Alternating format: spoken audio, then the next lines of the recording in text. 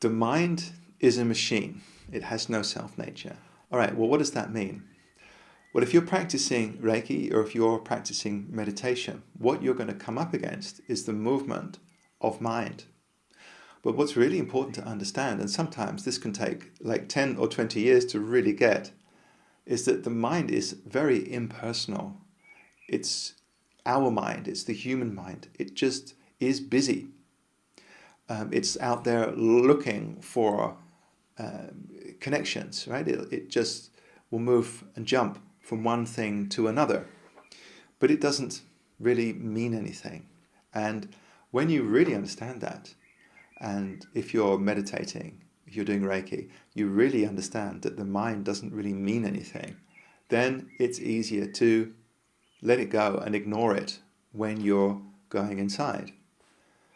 And I had the luck and the privilege actually to study with an enlightenment teacher for many years. And he was also quite a good meditation teacher. So he taught me a lot. And I also observed him teaching the position of meditation to hundreds of people. And it was very interesting to discover that, we all kind of had the same thing. We're all engaging with mind and then seeing that, it wasn't important and letting it go.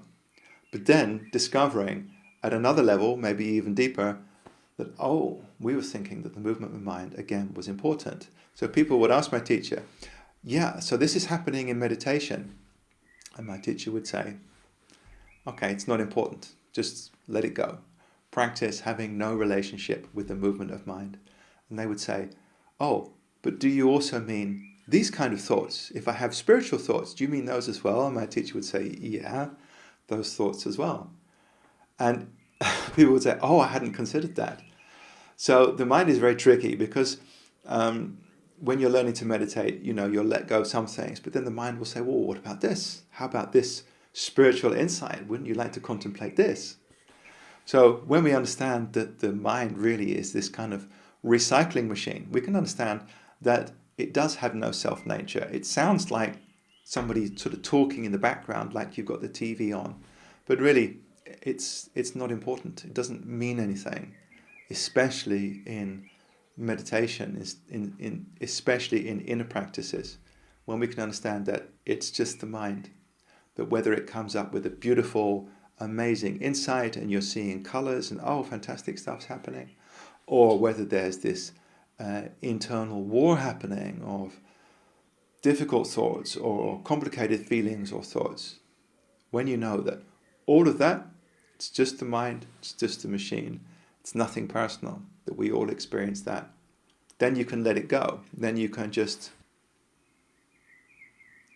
remove your attention from it.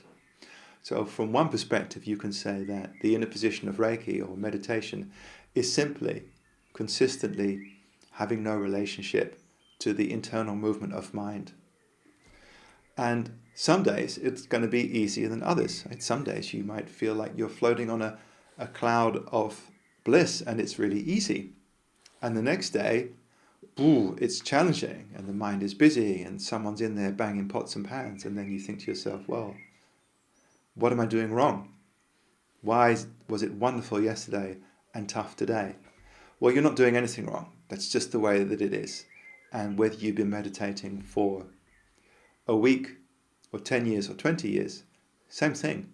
Whatever's happening, it's just the continued practice of relinquishing whatever arises in consciousness, right?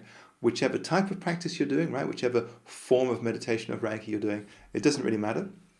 Again, it's simply when something arises, simply withdrawing your attention from it and allowing your awareness to expand, and that allows you to drop into the deeper and deeper and deeper and deeper parts of your being. So the mind, it's a machine. Don't take it personally.